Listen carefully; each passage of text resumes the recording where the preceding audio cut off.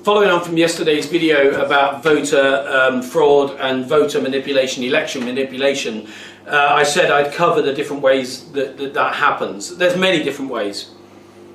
Yesterday I talked about postal voting, and again there's many ways that's manipulated. One of the key ones is harvesting, and there's been lots of calls that we received and emails saying that people were virtually following 5 minutes behind the postman on the day when the postal letters go out, because we're told when they're going to land by our council and by the election officer, and they're literally being followed down the street to urge some parts of the community to get them completed so they can gather them. And that's why we see people turning up at polling stations with whole bags of them. The other thing I want to talk about today is spiritual influence. And this dates back from the late 19th century, when cases where at that point it was the Roman Catholic clergy in Ireland that were encouraging people to vote a certain way.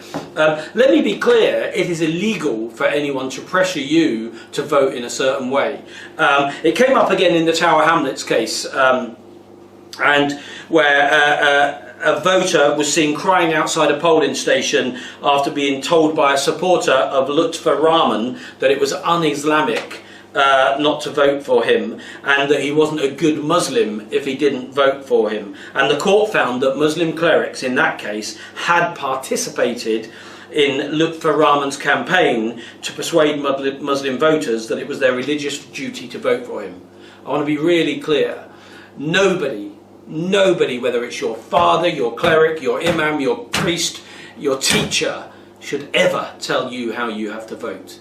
It's your free right to do it. People have died for the right to vote. People still die for the right to vote in other countries. You should be able to vote with your own conscience based on the facts that you have. Don't let anybody tell you or influence you on how you're going to vote.